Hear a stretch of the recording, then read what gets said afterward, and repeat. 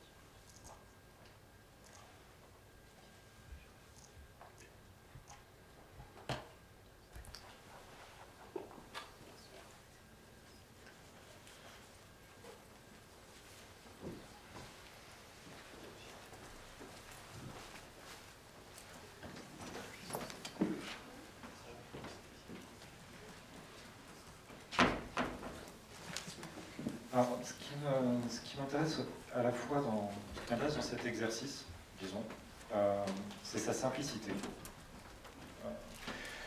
On n'est pas dans une démarche, disons, strictement ontologique, mais plutôt une sélection comme ça de motifs qui ne sont pas toujours les plus évidents non plus dans la filmographie d'Omir Baev, mais plutôt dans une logique comme ça d'invitation à poursuivre ce geste-là, qui permet en fait une caractérisation des modalités de figuration chez un cinéaste, autrement dit son style.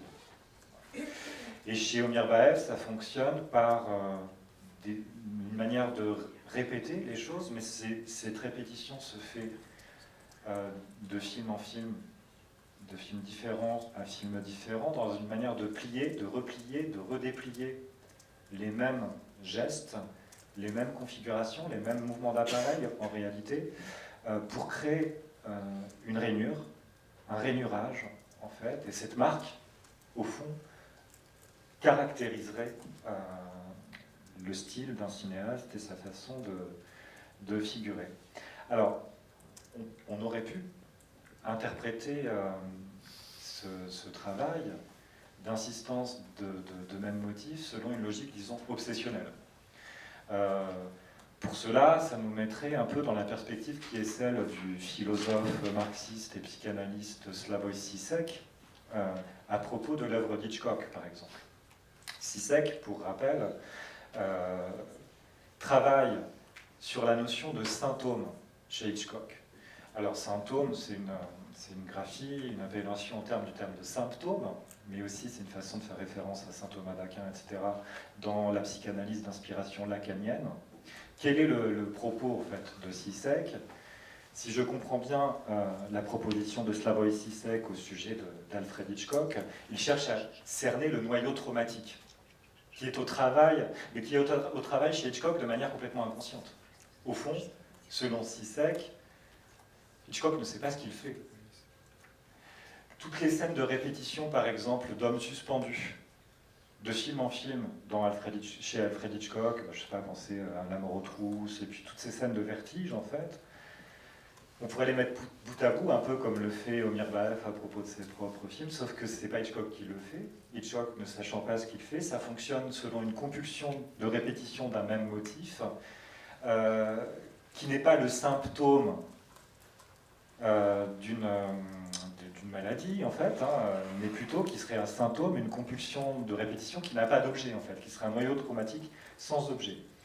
Il me semble, même si cette référence à Žižek a de l'intérêt en tant que fantasme fondamental, et l'œuvre de Omir Baef n'est pas dénuée de fantasmes et de fantasmatique, comme on l'a vu notamment ce matin avec Gulnara, il me semble que la démarche Omir Baef, dans son auto-analyse visuelle, est davantage du côté d'une logique, d'une poétique de la construction.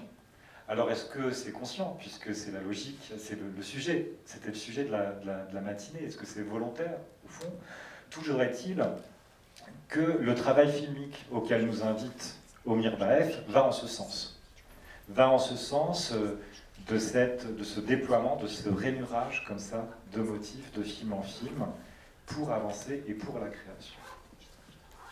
Ce qui va me mener donc au deuxième point de mon intervention, qui est un peu plus compliqué à démontrer, à vous montrer, puisque ça renvoie à des extraits un peu plus longs dans les films d'Omir Baef.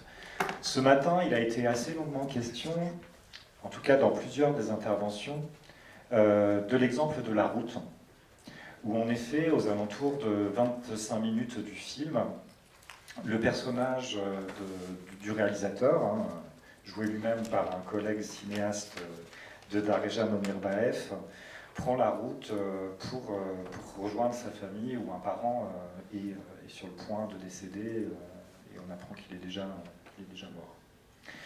Au fil de son trajet, le personnage, le protagoniste cinéaste, semble soit se remémorer ou revenir sur des extraits du film d'Omir Baef précédent. Autrement dit, Omir Baef, en 1998, réalise un film qui s'intitule en français Tueur à gages, Killer.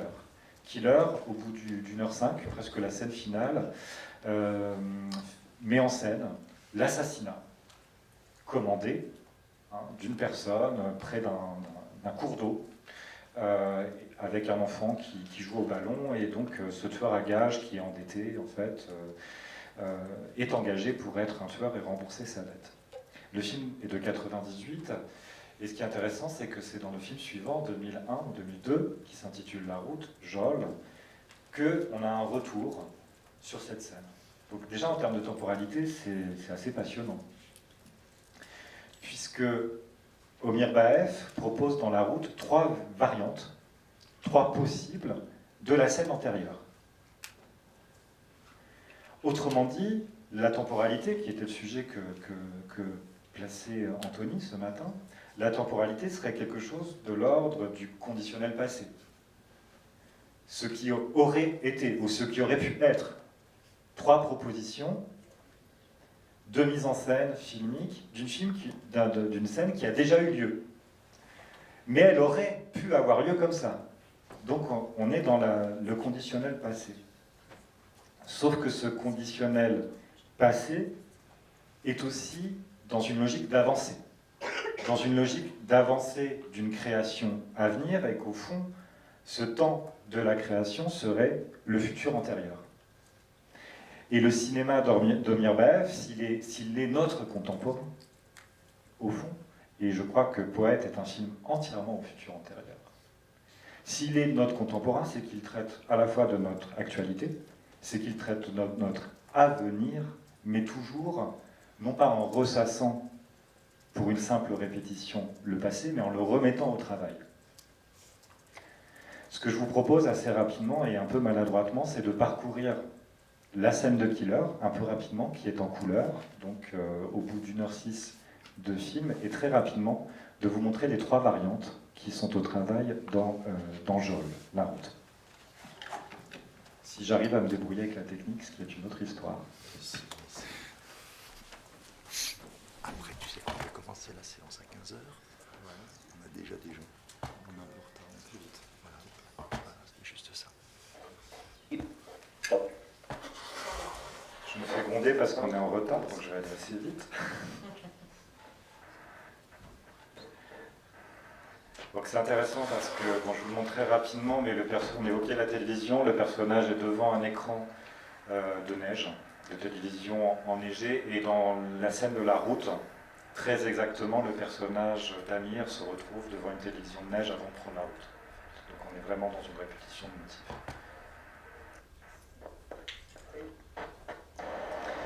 Donc très rapidement, hein, cette scène se passe près d'un fleuve, scène en couleur, avec un enfant au ballon rouge. Je pense qu'il a forcément en tête un titre de film qui n'a pas cessé d'alimenter les écrits de la critique française, le film de la Maurice, et qui d'ailleurs a inspiré pas mal de cinéastes aussi, hein, ne serait-ce que Roussosienne par exemple. Le voyage du ballon rouge. Tarkovsky, m'a dit Eugénie, pardon.